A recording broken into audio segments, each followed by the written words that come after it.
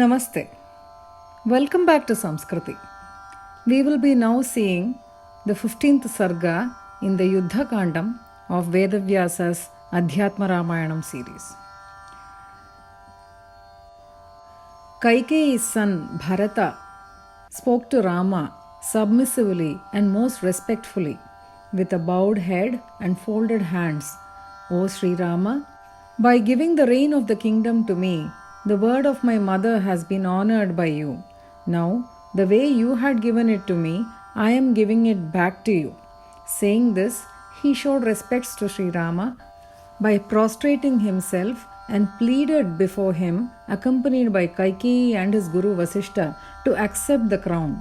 Then Sri Rama said all right and accepted the kingdom from Bharata in order to live up to the role of a human being, a form which he had willingly assumed using the medium of his Maya. Sri Rama, as the Supreme Soul, enjoys the eternal kingdom of the heavens and is the sole embodiment of bliss, peace and tranquility. So to him, the Lord of all, of what account is the attainment of the worldly kingdom? He, by the moment of whose brows all the three worlds get destroyed. He, by whose blessing all the glory and wealth up to that of Indra are obtained.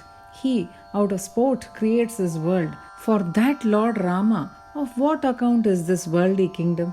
Still, in order to fulfill the aspirations of all those who worship him, he has assumed this human form and has been following all these human ways. Then, on the instructions of Shatrughna, an expert barber was summoned to attend on Rama. All the ingredients for the coronation were also gathered. First Bharata and then the great Lakshmana had a bath, followed by the king of monkeys Sugriva and the king of demons Vibhishana. When his matted hairs were cut and trimmed, Sri Rama took his formal bath and adorned himself with multicolored garlands, necklaces, fragrant body ointments, and priceless garments and robes, and stood there resplendent. The high-souled Bharata himself attended to the decoration of Rama and Lakshmana. The royal women dressed and adorned the beautiful Sita. The good-natured and affectionate Kausalya attended in great joy to the decoration of the wives of the monkeys. By this time, according to the orders of Shatrughna, Sumantra had got ready a chariot shining like the sun. Rama, devoted to truth and Dharma, now sat in that chariot. Sugriva, Angada, Hanuman, Vibhishana and others, after bath and decoration with ornaments and costly dress, preceded and followed Rama in chariots and on the backs of horses and elephants. Sita and the wives of Sugriva followed in the palanquins. The group went towards the large city of Ayodhya from Nandigram. Just like Indra travels in his chariot to which are yoked green-colored horses, Rama now travelled to the great city in his chariot. The majestic Bharata officiated as the charioteer, Shatrughna held the white royal umbrella with a golden handle, and Lakshmana held the peacock-feathered fans. Standing nearby, Sugriva waved the white chauri fan, while Vibhishana held another in his hand. At that time, melodious, sweet and pleasant voices of the gods, cluster of siddhas, sages, seers and hermits were heard singing the divine glories, praises and adulations of Sri Rama in chorus. They had all assembled to have a divine and august view of Sri Rama. The monkeys assumed a human form and rode astride elephants to the accompaniment of sounds of kettle drums, conch shells, mridanga, panava and anaka. Rama, the best in Raghu's line, now entered the beautifully decorated city of Ayodhya. The citizens rejoiced to see the arrival of Rama, who was of blue complexion like a blade of durva grass, who was adorned with a very precious crown and jewel-studded ornaments, and who had lotus-like eyes tinged slightly red. The citizens saw Rama, who wore a yellow cloth held in position by a golden belt studded with charming gems, and the interspace between whose powerful arms was adorned with priceless pearl necklaces. The citizens saw Rama, who was attended upon by famous and serene monkey leaders like Sugriva, who was resplendent like the sun, on whose body was applied sandal paste mixed with kasturi, and who was adorned with a garland made with the flowers of the kalpaka tree. On hearing about Rama's arrival, The women folk, with their faces bright with enthusiasm, abandoned all their household work and took their positions, having decorated themselves well on the high terraces of houses. Producing great delight in the mind, they drank, as it were, with their eyes, the form of Hari, which was a delight for the eyes to see. With smiling and bright faces, they showered flowers on him. Rama, who was none but the supreme Hari, moved like another Prajapati, and with a smiling face cast his benevolent glances on his subjects. Moving forward with unhurried steps, he entered the well-decorated palace of his father, which resembled the very abode of Indra. Once inside the palace, Sri Rama showed respect to his own mother Kaushalya by bowing at her feet. Then the most exalted Sri Rama showed similar respects to his other stepmothers. Then Rama, noted for his righteousness, addressed Bharata and said, "Allot my personal palace, which is well furnished and provided for, to my friend Sugriva, the king of monkeys. Likewise, show comfortable palaces to others as well." Bharata did as Rama had instructed and spoke to Sugriva, "For the ceremonial coronation bath of Sri Rama, please dispatch some fast messengers to fetch water from all the 4 oceans." Sugriva thereupon dispatched Jambavan, Hanuman, Angada, and Sushena on this errand. They travelled fast like wind and soon brought water from the oceans in golden pots. Shatrughna, along with the ministers, took the water thus brought to the royal priest Vasishta. Then the aged and devoted Vasishta, along with the other Brahmanas, seated Rama on a golden pedestal studded with gems. The ceremonial bath was administered by a group of sages consisting of Vasishta, Vamadeva, Jabali, Gautama, and Valmiki. They bathed Rama as the Vasus bathed Indra, with water fragrant with tulasi, kusha grass, and flower essences and the juices of various kinds of herbs, while there stood in attendance rishis, sacrificial priests, high-minded brahmanas, the ministers, and the best of young girls. From the sky above, the devas and the deities of the quarters and their attendants sang his praises and witnessed the ceremonial bath. Shatrughna held over him the white royal umbrella, while Sugriva and Vibhishna held the chauri fans in hands. Prompted by Indra, the wind god presented a necklace of gold, while Indra himself came in person and presented to Rama with great devotion another necklace studded with all kinds of gems and golden embellishments. The Gandharvas sang and groups of Apsaras danced. The kettle drums of Devas then sounded and showers of flowers poured down from the sky. There sat Rama, who was dark in complexion like fresh durva grass, who had eyes large like lotus petals, who was adorned with a crown brilliant like a crore of suns, whose beauty excelled that of a crore of cupids, who was dressed in yellow silk decorated with divine ornaments and smeared with sandalwood paste, who was resplendent like 1,000 suns, who was 2-armed and on whose left side was seated Sita of golden complexion and lotus-like arms and adorned with all ornaments. She was on his left lap, held by his left arm. Seeing this form of Rama more resplendent than anything else, Shiva, along with Uma and all the Devas, came forward in great devotion and addressed a hymn in praise of Rama.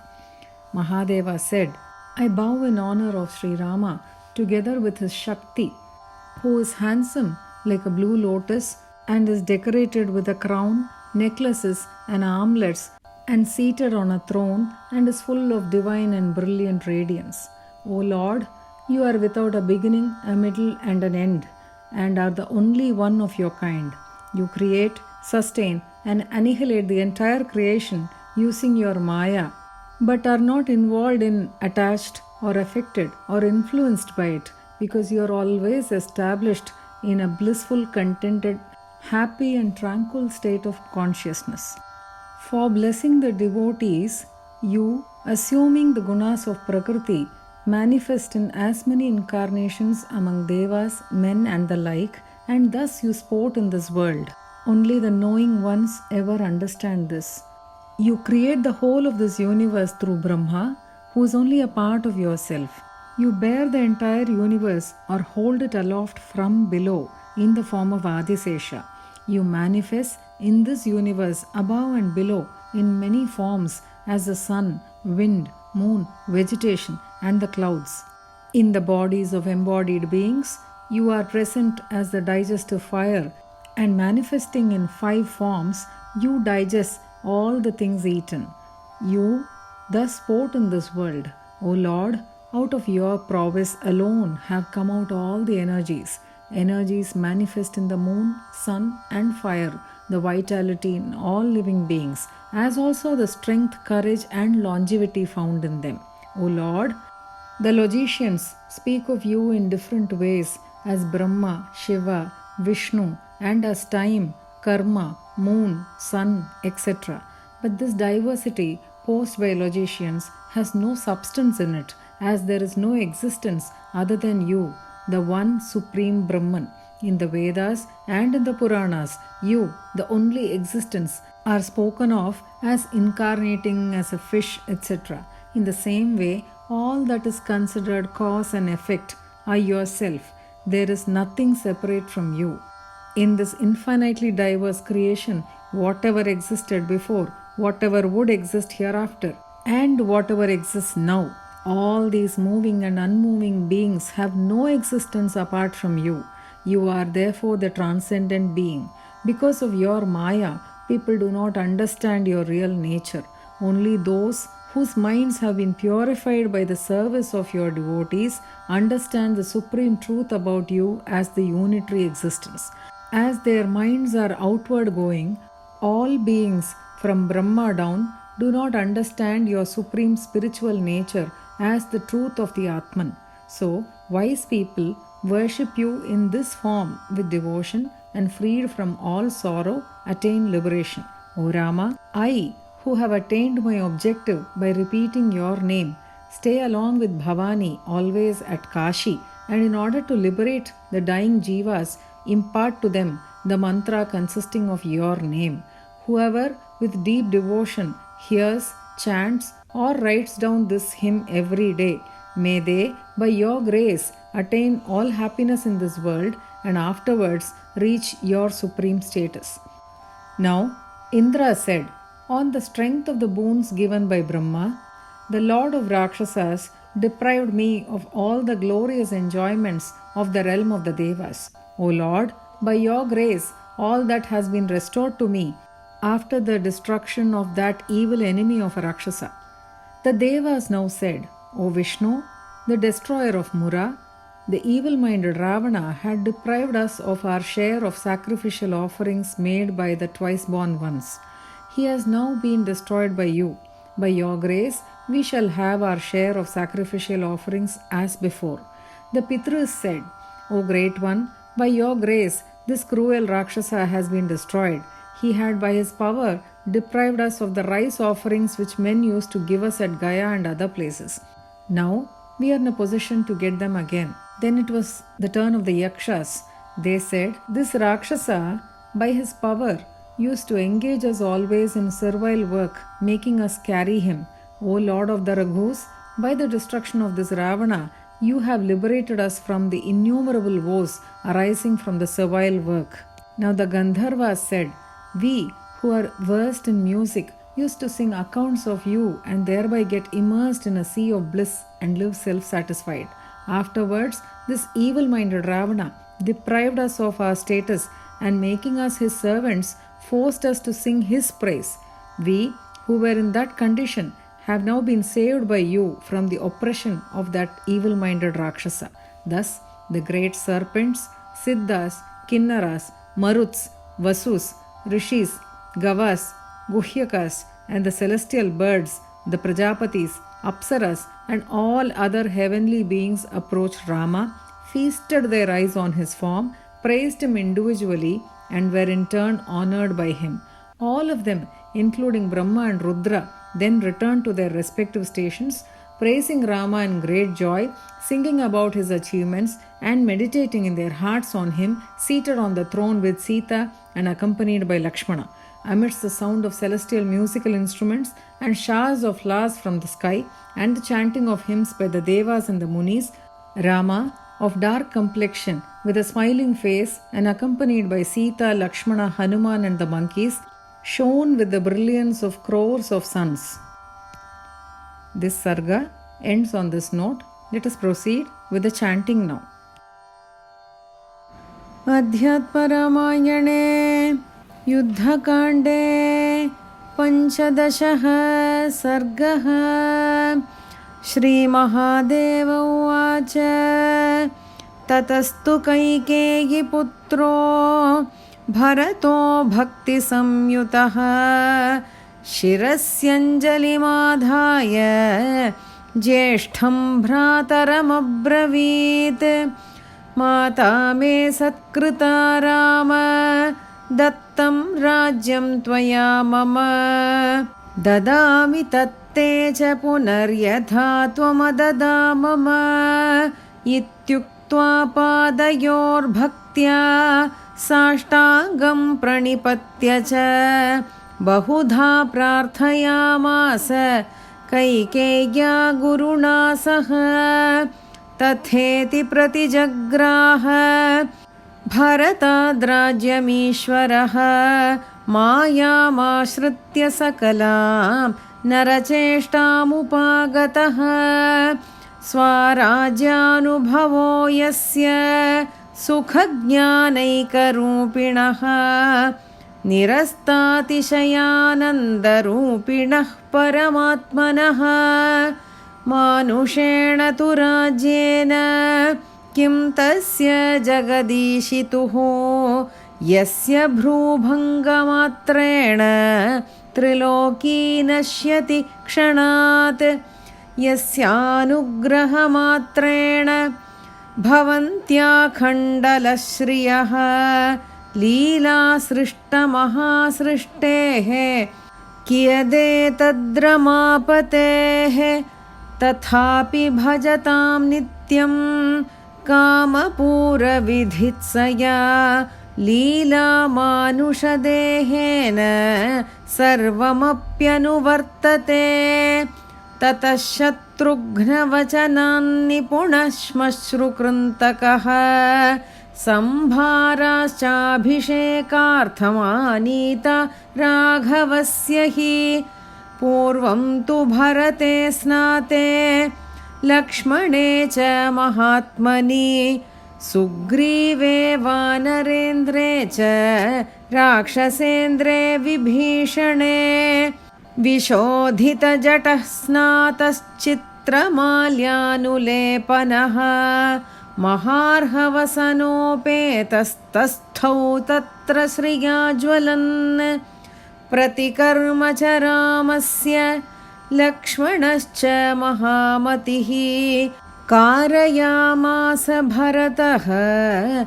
Sitaya Rajayoshitaha Maharhavastra-bharanairalanchakruhu sumadhyamam Tato vanarapatninam sarvasameva shobhana Akarayata Kausalya Prahrishta Putravatsala Tatasyandanavadaya Shatrughna Vachanat Sudhihi Sumantrah Surya Sankasham Yojayitva Gratasthitaha Aruroha Ratham Ramaha Satya Dharma Parayanaha Sugrivo Yuvarajascha Hanumamscha Vibhishanaha Snatva Divyambaradhara Divyabharana Bhushitaha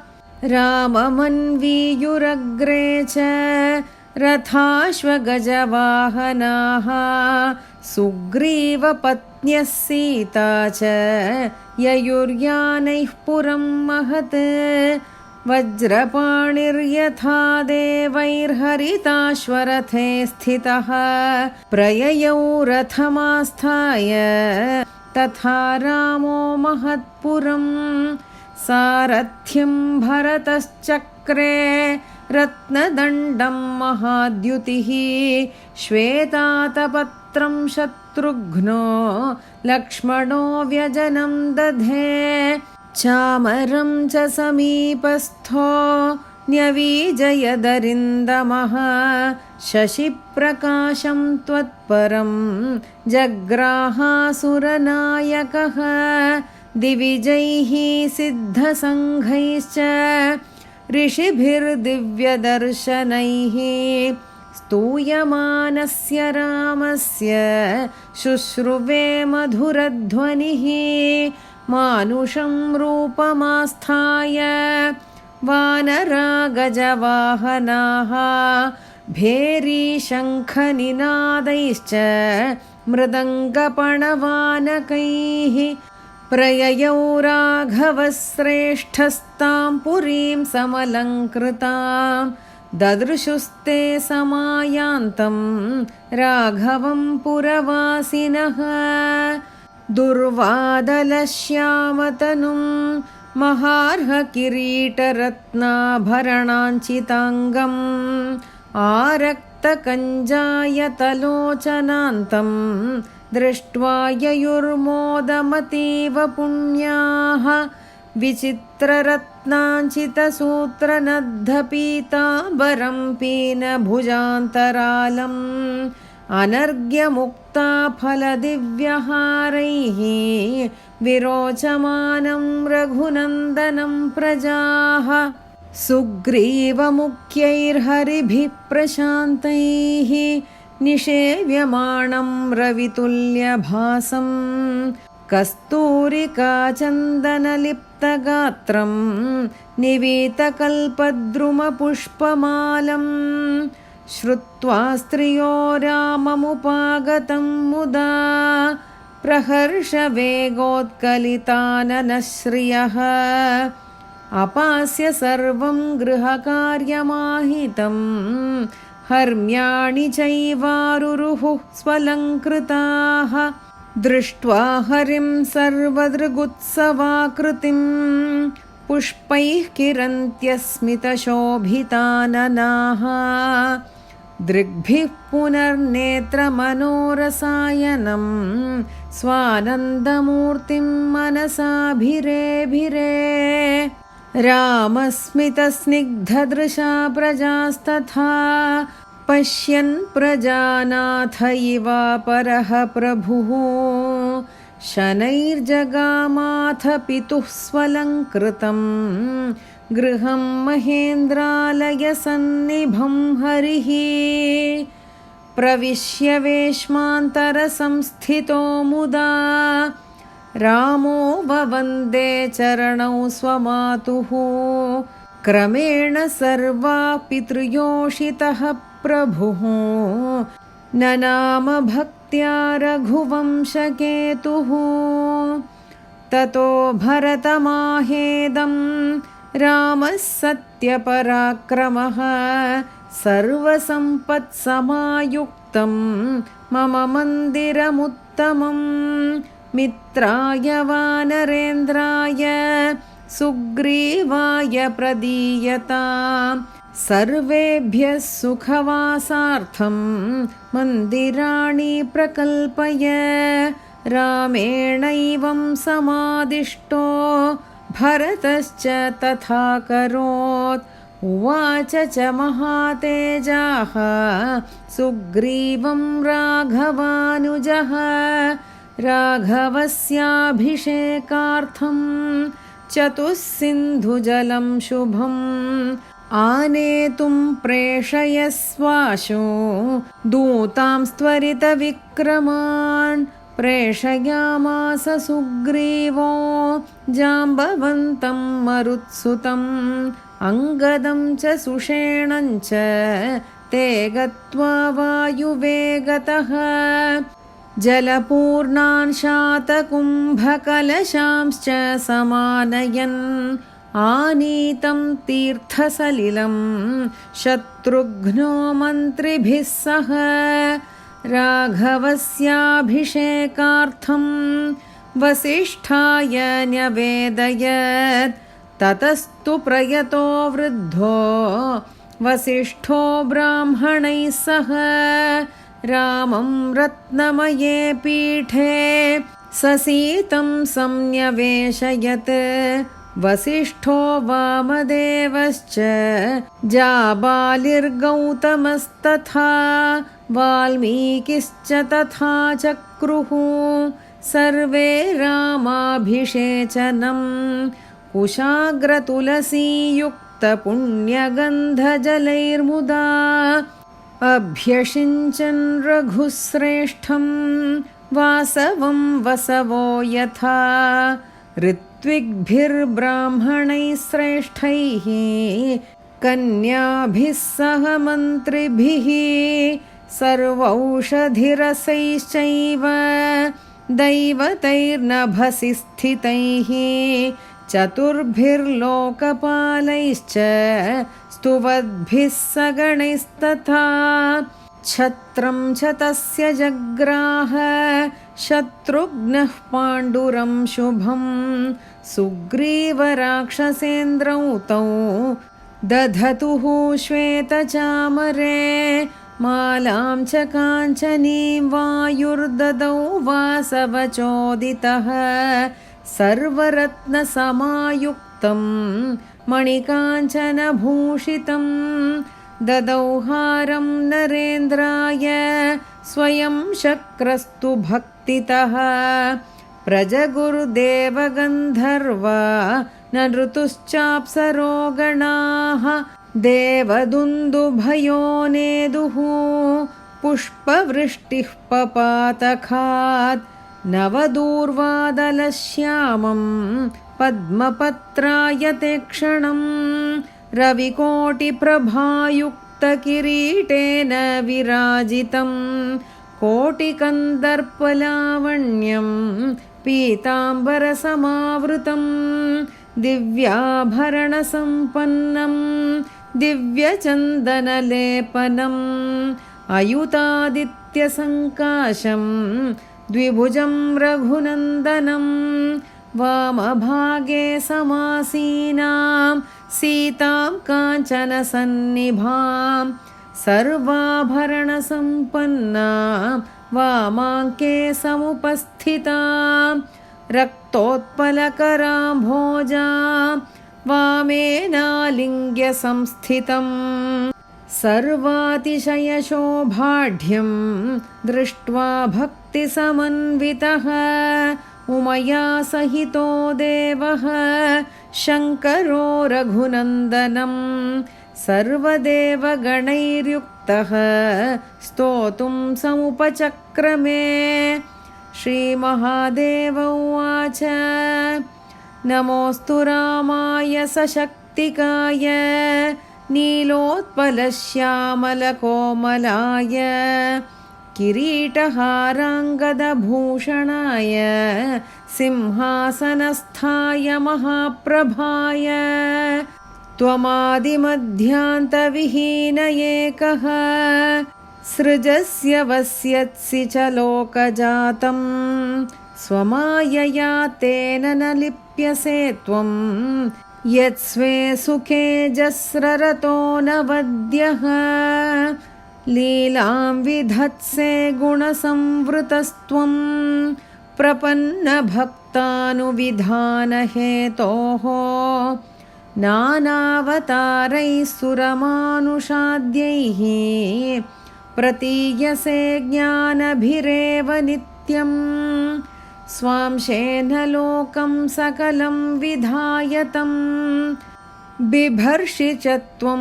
तदधफणीश्वरः उपर्यधो भान्वनिलोढुपौषधिप्रवर्षरूपो वसि नैकधा जगत् त्वमिह देहभृतां शिखिरूपः पचसि भुक्तमशेषमजस्रं पवनपञ्चकरूपसहायो जगदखण्डमनेन बिभर्षि चन्द्रसूर्यशिखिमध्यगतं यत् तेज ईशचिदशेषतनूनां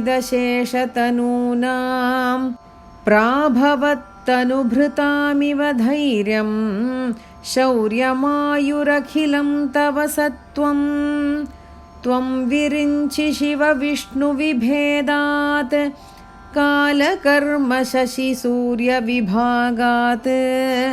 वादिनां पृथगिवेश विभासि ब्रह्मनिश्चितमनन्यदिहैकं मत्स्यादिरूपेण यथा त्वमेकः श्रुतौ पुराणेषु च लोकसिद्धः तथैव सर्वं सदसद्विभागस्त्वमेव नान्यद्भवतो विभाति यद्यत्समुत्पन्नमनन्तसृष्टा उत्पत्स्यते यच्च भवच्च यच्च न दृश्यते स्थावरजङ्गमादौ त्वया विनातः परतः परस्त्वं तत्त्वं न जानन्ति परात्मनस्ते जनाः समस्तास्तव माययातः त्वद्भक्तसेवामलमानसानां विभाति तत्त्वं परमेकमैशं ब्रह्मादयस्तेन विदुः स्वरूपं चिदात्मतत्त्वं बहिरर्थभावाः ततो बुधस्त्वामिदमेव रूपं भक्त्या भजन्मुक्तिमुपैत्य दुःखः अहं भवन्नाम गृणन् कृतार्थो वसामि काश्यामनिशं भवान्या मुमूर्षमाणस्य विमुक्तयेऽहं दिशामि मन्त्रं तव राम नाम इमं स्तवं नित्यमनन्यभक्त्या शृण्वन्ति गायन्ति लिखन्ति ये वै ते सर्वसौख्यं परमं च लब्ध्वा भवत्पदं यान्तु भवत्प्रसादात् इन्द्र उवाच रक्षोऽधिपेनाखिलदेवसौख्यं हृतं च मे ब्रह्मवरेण देव पुनश्च सर्वं भवतः प्रसादात् प्राप्तं हतो राक्षसदुष्टशत्रुः देवाऊचुः हृता यज्ञभागाधरा देवदत्ता मुरारे खलेनादिदैत्येन विष्णो हतोऽद्यत्वया नो वितानेषु भागाः पुरावद्भविष्यन्ति युष्मत्प्रसादात् पितर ऊचुः हतोऽद्यत्वया दुष्टदैत्यो महात्मन् गयादौ नरैर्दत्तपिण्डादिकान्नः बलादत्ति हत्वा गृहीत्वा समस्तानिदानीं पुनर्लब्धसत्त्वा भवामः यक्षा ऊचुः सदा विष्टिकर्मण्यनेनाभियुक्ता वहामो दशास्यं बलाधुक्कयुक्ताः दुरात्मा हतो रावणो राघवेश त्वया ते वयं दुःखजाताद्विमुक्ताः गन्धर्वा ऊचुः वयं सङ्गीतनिपुणा गायन्तस्ते कथामृतम् आनन्दामृतसन्दोहयुक्ताः पूर्णा स्थिता पुरा पश्चाद्दुरात्मना राम रावणेनाभिविद्रुताः तमेव गायमानाश्च तदाराधनतत्पराः स्थितास्त्वया परित्राता हतोऽयं दुष्टराक्षसः एवं महोरगाः सिद्धाः किन्नरा मरुतस्तथा वसवो मुनयो गावो गुह्यकाश्च पतत्रिणः सप्रजापतयश्चैते तथा चाप्सरसां गणाः सर्वे रामं समासाद्य दृष्ट्वा नेत्रमहोत्सवं स्तुत्वा पृथक् पृथक् सर्वे राघवेणाभिवन्दिताः ययुः स्वं स्वं पदं सर्वे ब्रह्मरुद्रादयस्तथा प्रशंसन्तो मुदा रामं गायन्तस्तस्य चेष्टितं ध्यायन्तस्त्वभिषेकार्द्रं सीतालक्ष्मणसंयुतं सिंहासनस्थं राजेन्द्रं ययुः सर्वे हृदि स्थितं खेवाद्येषु ध्वनत्सु प्रमुदितहृदयैर्देववृन्दैस्तुवद्भिः वर्षद्भिः पुष्पवृष्टिं दिवि मुनिनिकरैरीड्यमानः समन्तात् रामश्यामः प्रसन्नस्मितरुचिरमुखः सूर्यकोटिप्रकाशः सीता सौमित्रिवातात्मजमुनिहरिभिः सेव्यमानो विभाति। इति श्रीमध्यात्मरामायणे उमामहेश्वरसंवादे युद्धकाण्डे 15 सर्गः।